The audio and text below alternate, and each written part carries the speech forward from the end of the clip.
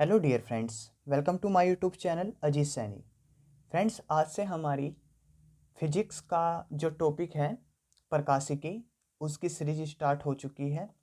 ठीक है ना। तो आज से हम जो इम्पोर्टेंट क्वेश्चन हैं जो आपके बोर्ड एग्जाम में आते हैं और साथ में जितने भी प्रकाशिकी से ऊपर प्रकाशिकी वाला चैप्टर, फिर मॉडर्न फिजिक्स यानी आधुनिक भौतिकी और फिर आपकी इलेक्ट्रॉनिक्स, इन सब को हम न्यूमेरिकल और उनके प्रिंसिपल, उनके सिद्धांत की आज से हम सीरीज स्टार्ट करने जा रहे हैं। ठीक है ना। आपको ये टॉपिक बहुत ज़्यादा पसंद आएंगे क्योंकि आपके बोर्ड एग्जाम के जितने भी क्वेश्चन हैं उन सबको मैंने कवर किया हुआ है। ठीक है ना, इस वीडियो में। ठीक है ना, तो आप इस वीडियो में एंड तक बने रहना। तो चलते हैं अपना पहले टॉपिक पर। क्लास 12th प्रकाशिकी हमने स्टार्ट किया है ऑप्टिक्स।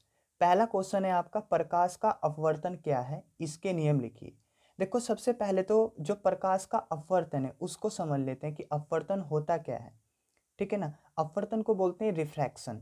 जैसे हमने परावर्तन पढ़ा था, परावर्तन परावर्तन में क्या था कि कोई प्रकाश की किरण आई किसी माध्यम से और जिस माध्यम से आई उसी माध्यम में लौट गई, तो उसको बोलते हैं प्रकाश का परावर्तन। लेकिन जो प्रकाश का अपवर्तन है, प्रकाश का अपवर्तन काम करता है माध्यमों पर। कि माध्यम, दैट मीन माध्यम कैसे होने चाहिए, जैसे वायु माध्यम हो गया, हीरा माध्यम हो गया, कांच माध्यम हो गया और जल माध्यम हो गया। तो इन माध्यमों में प्रकाश की किरण का बिहेवियर कैसे बदलता है, व्यवहार कैसे बदलता है इनका, तो उनके बारे में हम आज डीपली जानेंगे। ठीक है ना। प्रकाश के अपवर्तन से पहले हम एक पॉइंट को जानना बहुत जरूरी है कि अपवर्तनांक किसको कहते हैं। आगे हम पढ़ेंगे अपवर्तनांक के बारे में, लेकिन अभी तो आप समझ लो कि अपवर्तनांक किसको बोलते हैं। अपवर्तनांक जिसको बोलते हैं रिफ्रैक्टिव इंडेक्स। Refractive index. अपवर्तनांक क्या होता है? अपवर्तनांक के लिए हमको माध्यमों की आवश्यकता होती है। यदि हम अपवर्तनांक को समझ पाएंगे तभी हम प्रकाश के अपवर्तन को समझ पाएंगे। अपवर्तनांक क्या होता है कि हमारे पास कम से कम दो माध्यम होने चाहिए। उन दो माध्यमों में प्रकाश की किरण की दिशा में कितना परिवर्तन हुआ। जैसे मान लो हमने एक लाइन ऐसे ड्रॉ की और दूसरी लाइन ऐसे ड्रॉ की, इनके बारे में मैं बताऊंगा। माध्यम मैंने एक जल लिया यानी वाटर, दूसरा माध्यम मैंने कांच लिया यानी ग्लास जी। तो इन माध्यमों में अपवर्तनांक को हम कैसे डिफाइन करेंगे? जल का कोई ना कोई अपवर्तनांक होता है, कांच का कोई ना कोई अपवर्तनांक होता है। तो अपवर्तनांक सीधा सीधा, डरना मत अपवर्तनांक से, अपवर्तनांक सीधा सीधा यह है कि किन्हीं दो माध्यमों में प्रकाश की किरण की दिशा में परिवर्तन। जैसे कोई प्रकाश की किरण इस बिंदु पर आई, मतलब इसको मैंने कोई पृष्ठ बोल दिया, है ना। कोई प्रकाश की किरण आई और प्रकाश की किरण जैसे ही आई, कहां पर है प्रकाश की किरण? अभी ये प्रकाश की किरण कहां पर है? जो माध्यम है जल, जल माध्यम में है। ठीक है।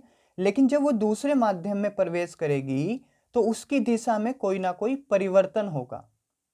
तो मान लो वो दूर हट जाएगी, इससे जाना था इसको ऐसे और चली गई ऐसे।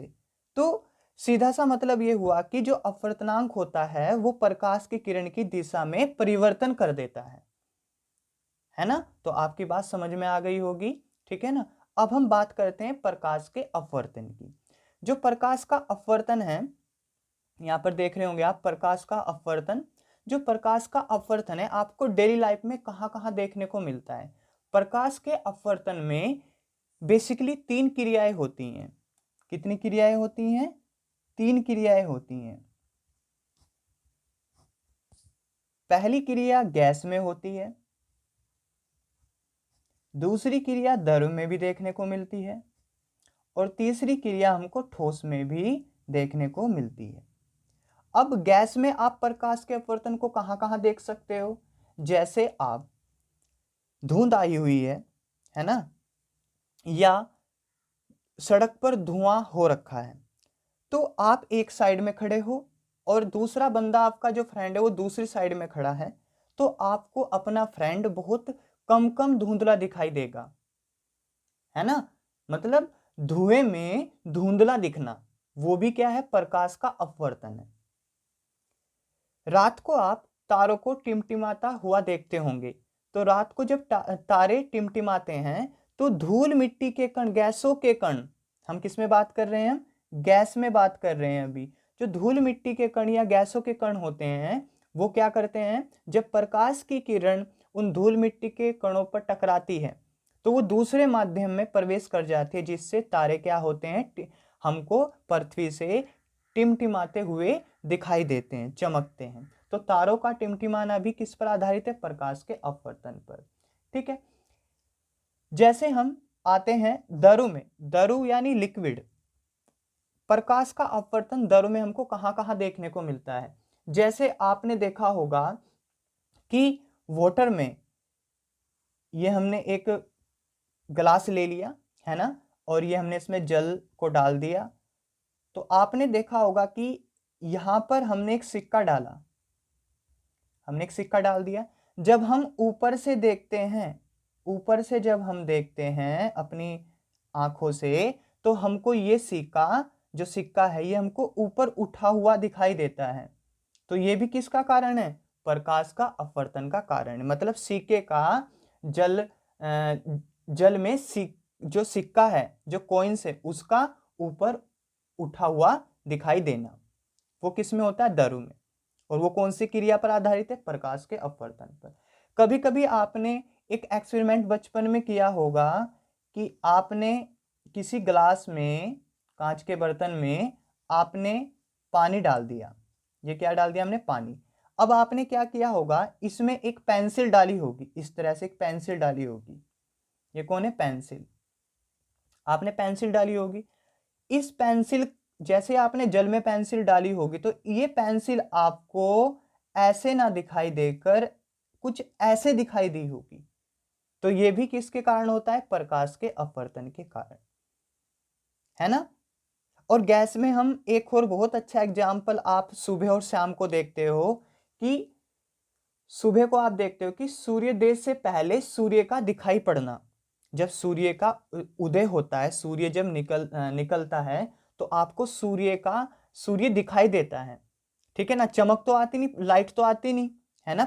पृथ्वी पर लाइट तो सूर्य का प्रकाश तो आता नहीं, लेकिन आपको सूर्य क्या होता है, सूर्योदय से पहले सूर्य उठा हुआ दिखाई देता है। तो वो भी क्या है, प्रकाश के अपवर्तन पर आधारित है ना। शायद समझ गए होंगे आप इस बात को। अब हम बात करते हैं ठोस में।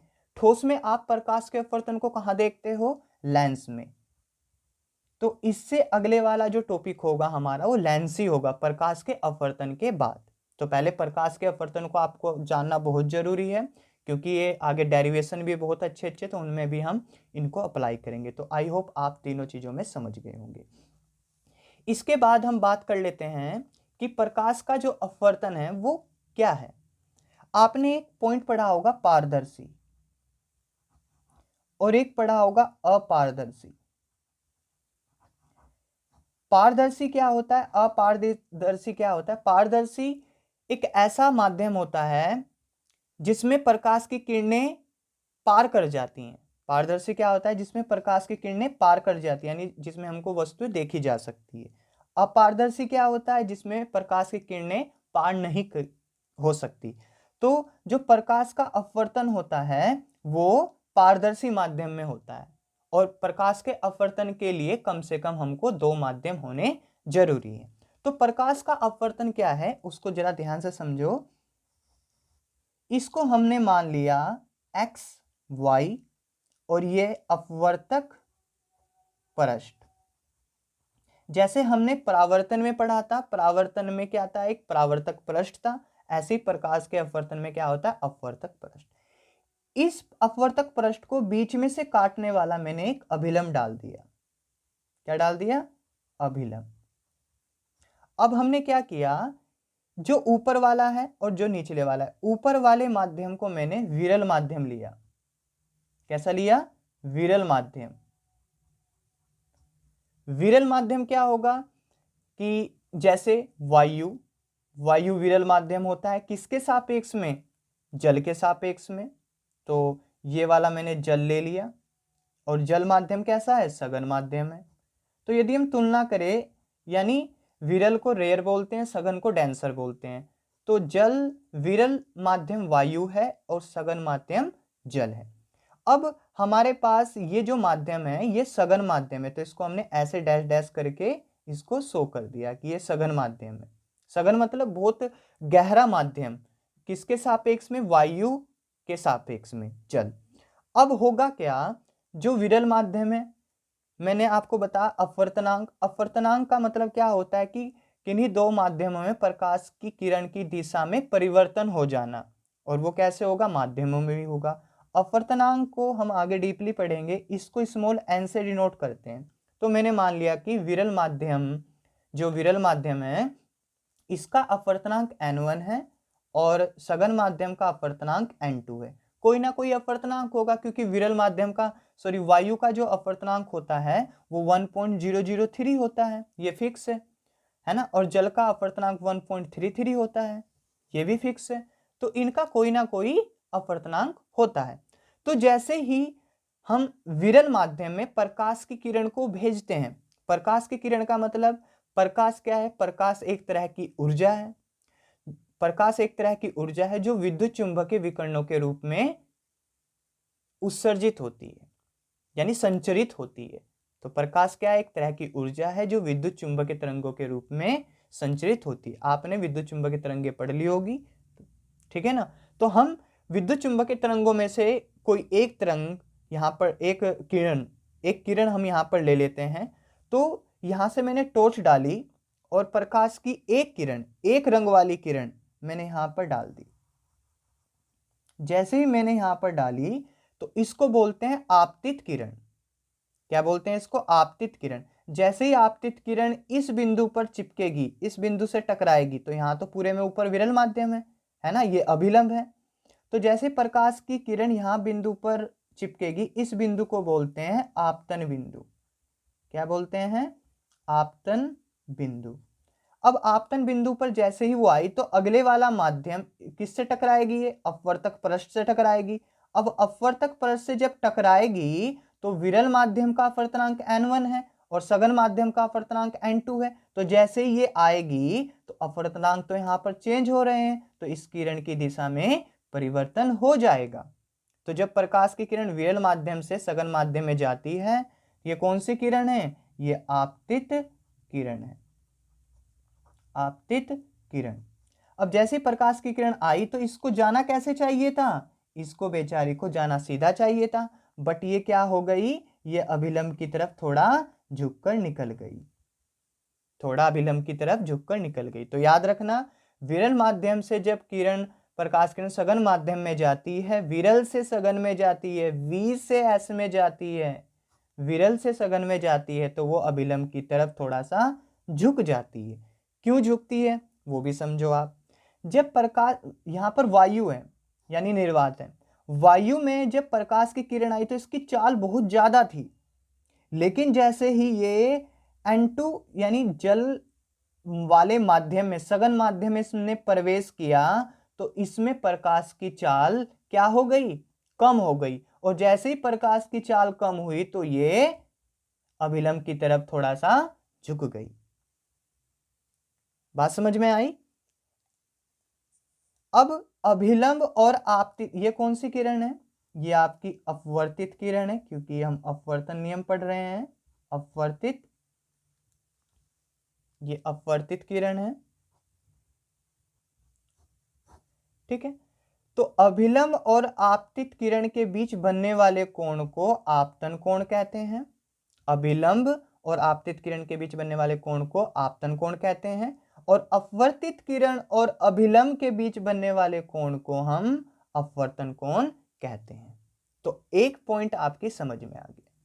अब एक बच्चा बोलेगा कि सर यदि हम ऊपर सघन ले और नीचे विरल ले तो तब क्या कंडीशन होगी, तो वो भी देख लेते हैं। तो ये अपवर्तक पृष्ठ हो गया, ये अभिलंब हो गया। तो कोई प्रकाश की किरण आई, यहां पर मैंने सघन माध्यम ले लिया।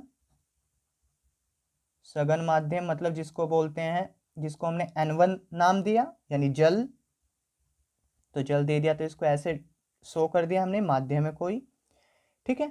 अब इसको हमने नाम दे दिया विरल माध्यम। विरल माध्यम। तो जैसे ही प्रकाश की किरण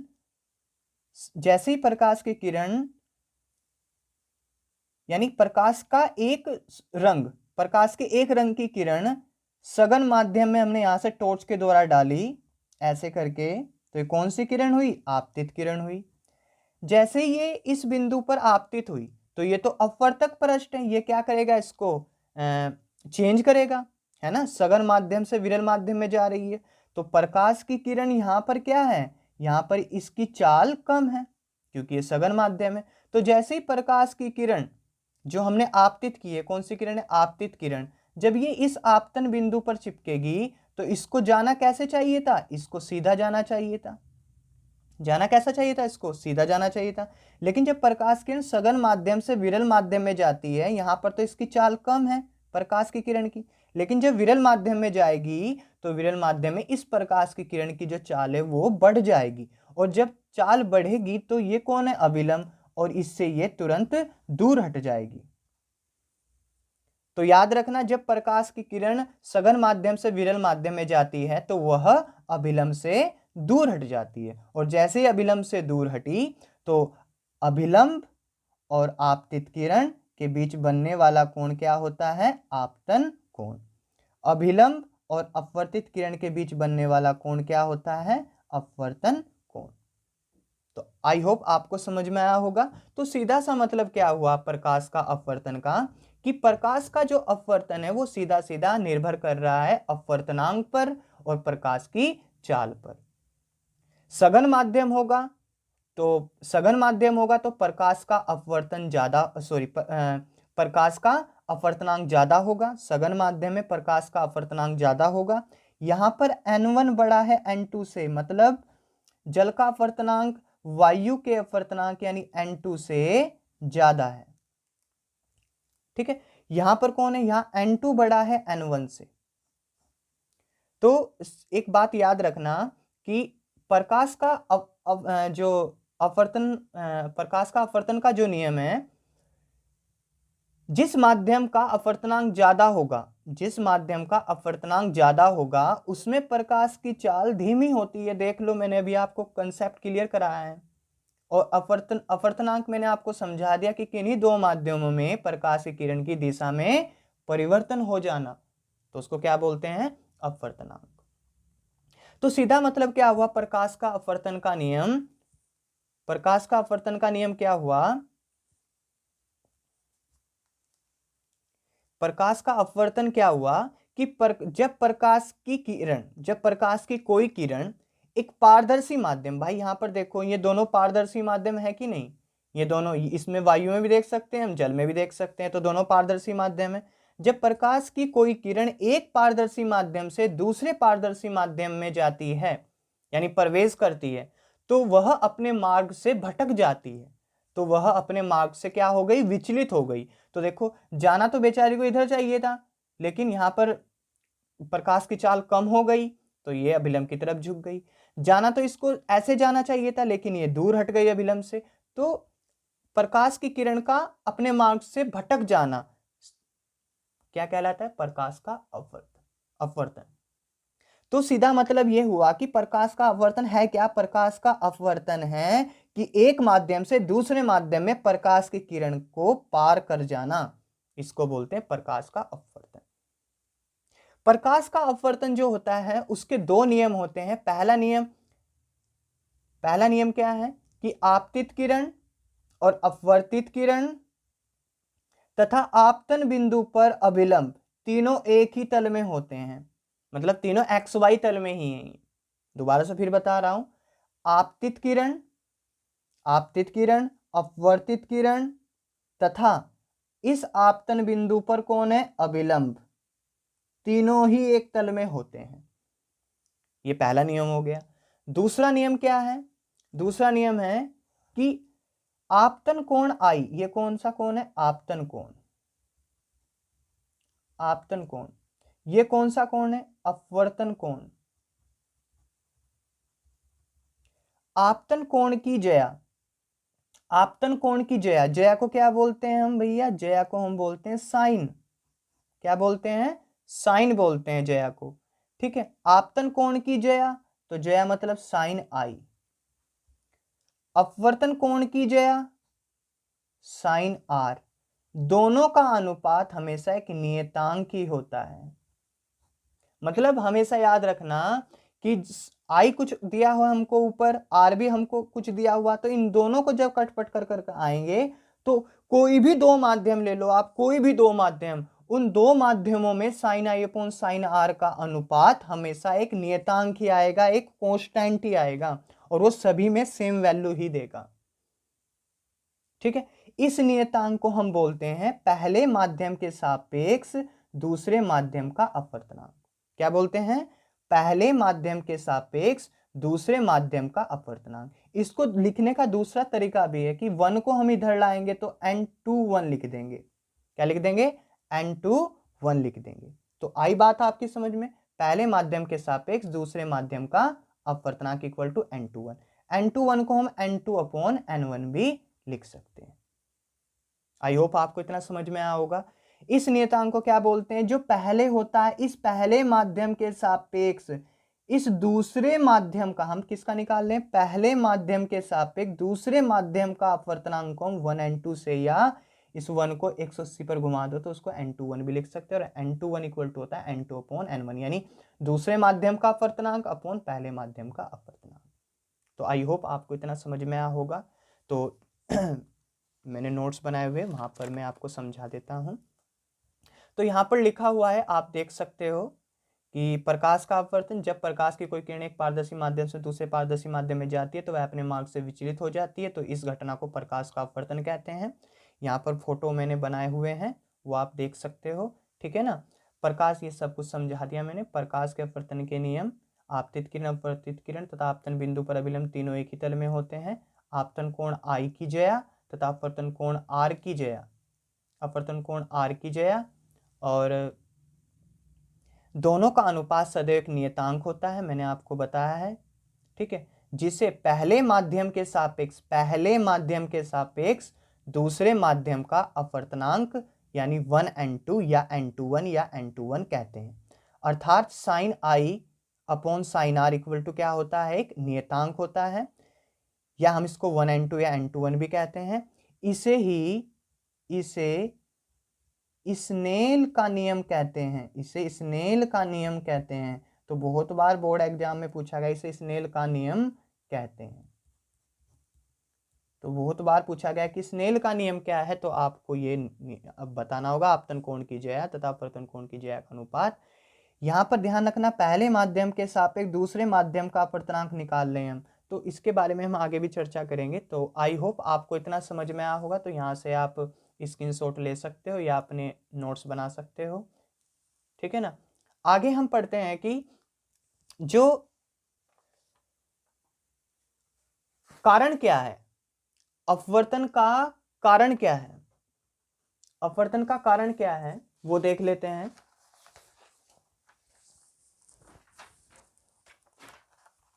अपवर्तन का कारण क्या होता है, अपवर्तन का कारण एग्जाम में पूछा गया है कि क्वेश्चन कि अपवर्तन का कारण भी बताइए, है ना, प्रकाश का अपवर्तन क्या है, इसके नियम बताइए, अपवर्तन का कारण बताइए। अपवर्तन का कारण मैंने आपको बता दिया कि भिन्न भिन्न माध्यमों में प्रकाश की चाल का क्या होना, भिन्न भिन्न होना। भाई साहब, जब हम एक माध्यम है और दूसरे माध्यम में हम जा रहे हैं तो सीधा सा मतलब है कि यदि सघन होगा तो चाल कम होगी, विरल होगा तो चाल ज्यादा होगी, और सघन माध्यम का अपवर्तनांक ज्यादा, विरल माध्यम का अपवर्तनांक कम। तो इसका मतलब अपवर्तनांक का कारण सीधा सीधा क्या है कि भिन्न भिन्न माध्यमों में प्रकाश की चाल का भिन्न भिन्न होना। तो भिन्न भिन्न माध्यमों में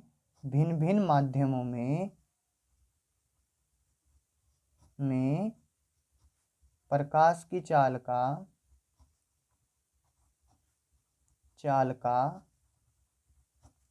भिन्न भिन्न होना।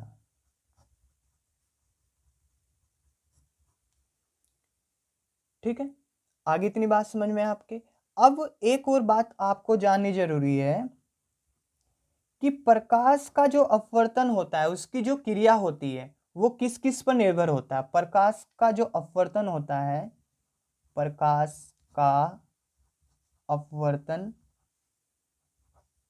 की निर्भरता किस किस पर यह निर्भर करता है? पहला, प्रकाश की चाल, प्रकाश की चाल यानी v पर निर्भर करता है, निर्भर। दूसरा, प्रकाश की तरंगदैर्घ्य, प्रकाश के रंग की तरंगदैर्घ्य, तरंगदैर्घ्य यानी लैम्डा पर निर्भर करता है। तीसरा, प्रकाश की तीव्रता यानी इंटेंसिटी यानी आयाम, प्रकाश की तीव्रता यानी आई पर निर्भर करता है। बट एक 4 पॉइंट जो इंपॉर्टेंट है, जो एग्जाम में पूछा जाता है, इन 3 को देकर रखेगा वह एमसीक्यू में, 4 को पूछेगा कि प्रकाश का अपवर्तन की क्रिया किस पर निर्भर नहीं करती। तो याद रखना, प्रकाश की आवृत्ति पर, प्रकाश की आवृत्ति पर निर्भर नहीं करती। तो ये very very most important point है जिसको आपको याद रखना होगा। तो आई होप आपको ये लेक्चर पसंद आया होगा। अगले वाले लेक्चर में हम बात करेंगे किस किस पॉइंट की, कि जो प्रकाश का अपवर्तन है इसके न्यूमेरिकल के बारे में बात करेंगे, ठीक है। और साथ ही हम बात करेंगे कि अपवर्तनांक की परिभाषा क्या है ना, और जल का अपवर्तनांक क्या है, हीरे का अपवर्तनांक क्या है ना, और कांच का अपवर्तनांक क्या है, इसके बारे में हम समझेंगे। अपवर्तनांक और माध्यम में प्रकाश की चाल के बारे में हम रिलेशनशिप बताएंगे, संबंध बताएंगे, उसके बारे में समझेंगे। और साथ ही निरपेक्ष अपवर्तनांक के बारे में समझेंगे। और यदि हमारे पास 2 या 2 से ज़्यादा माध्यम हो तो उनके बारे में भी हम समझेंगे। तो अगले वाला जो लेक्चर होगा वेरी वेरी मोस्ट इंपॉर्टेंट होने वाला है आपके एग्जाम के लिए। तो आई होप आपको ये पसंद आया होगा। यदि आपको हमारे द्वारा दिया गया ये लेक्चर अच्छा लगा हो तो प्लीज़ हमारे वीडियो को लाइक कीजिए, कमेंट करके बताइए कि कैसा लगा। और यदि आपने अब तक हमारे चैनल को सब्सक्राइब नहीं किया तो जल्दी से चैनल को सब्सक्राइब कर लीजिए। मिलते हैं नेक्स्ट वीडियो में। Thank you.